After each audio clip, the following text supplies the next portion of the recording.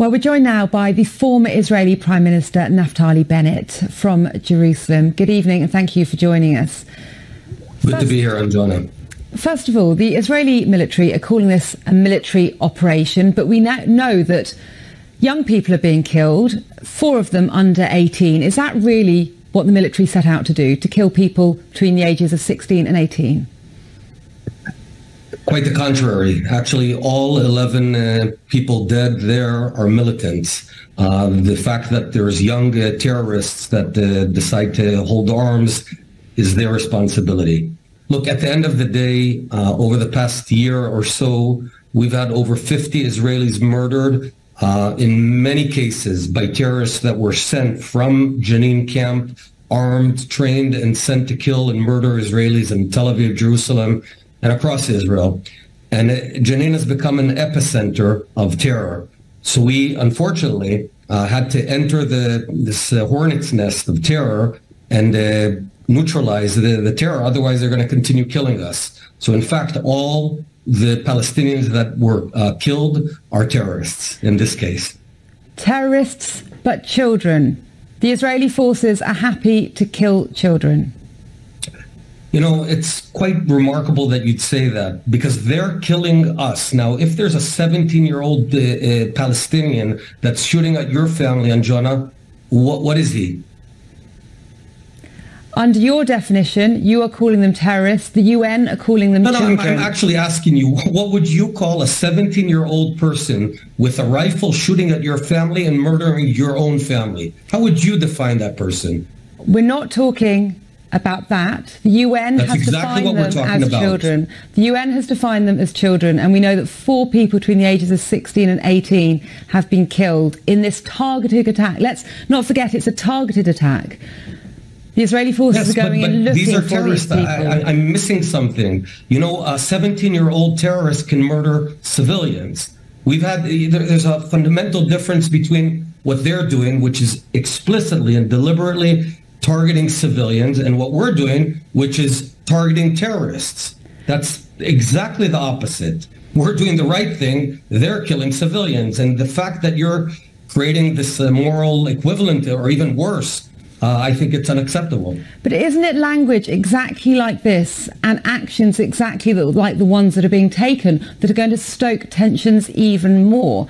If we're looking for a peaceful solution at any point, surely this, what you're doing in Jenin, and then the retaliatory attacks that we're seeing in Tel Aviv, are not the way forward.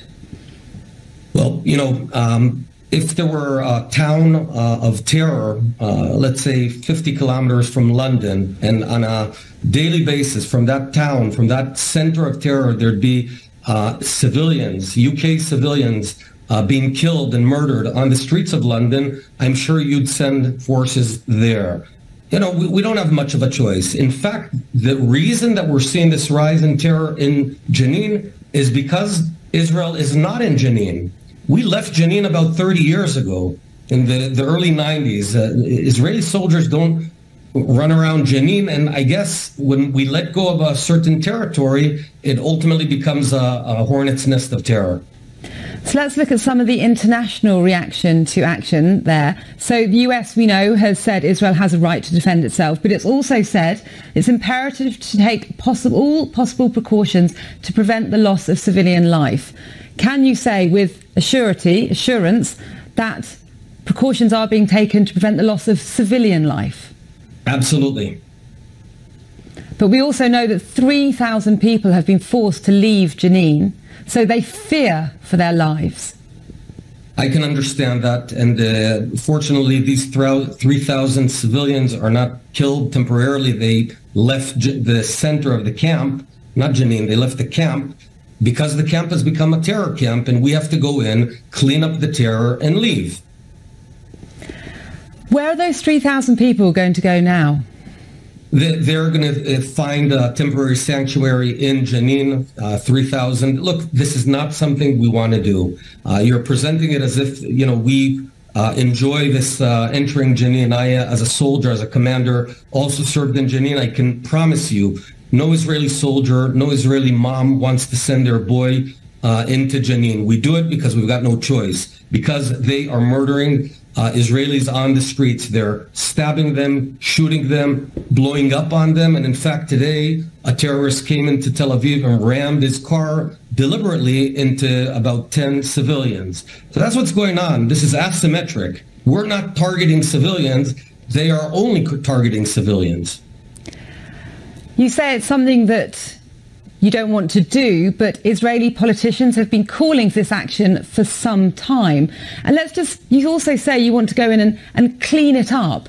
But we know that the Jenin brigades, they may be young, there's many of them, they're disparate, they lack the affiliation of previous organised groups. How can you clean that up?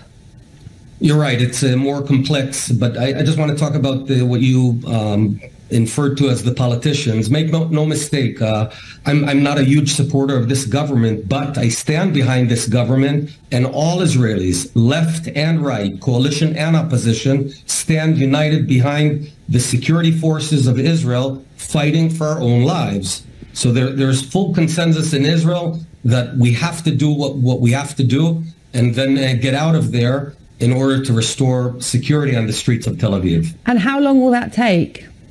As long as it's necessary. I hear reports that it's winding down, but you know, if we need a few more days, let it be. We have to defend our own children. I've got 4 children. They walk on the streets of Tel Aviv and Jerusalem and Ra'anana and whatnot, and we got to secure their lives. And if the only way to do it is to go in and hunt down the terrorists who are killing them, so be it. How will you judge whether the mission has been a success? Look, I'm not currently the Prime Minister. I was Prime Minister until a year ago. Essentially, there's a bunch of parameters. In this case, they were looking for some, I would say, ammunition depots and arms and some terrorists. It was very targeted, almost a tweezer-type attack, very surgical. And once the objectives are achieved, we're going to get out of there. You've been around politics for a very long time. This is a generational thing. How is it ever going to end? When they decide that they accept a Jewish state in the land of Israel, it'll end. Is there something in this action to distract from what else is going on in Israeli politics? We have protests at Ben Gurion Airport about government actions. We have a judicial review. We have Prime Minister Benjamin Netanyahu on trial, on a corruption trial. Is this just something to distract from the other things that are going wrong in Israel right now? Absolutely not. You know, I myself find myself in some fields opposed to the government and some other fields supportive of a government action. So I'm very specific about the things. But this operation has absolutely nothing to do with politics. I can assure you that the decision-making process in Israel, in the Israeli Security Cabinet, in the security organizations, IDF, Shin Bet, etc., is 100% about content and not about politics. Naftali Bennett, thank you very much for joining us. Thank you very much.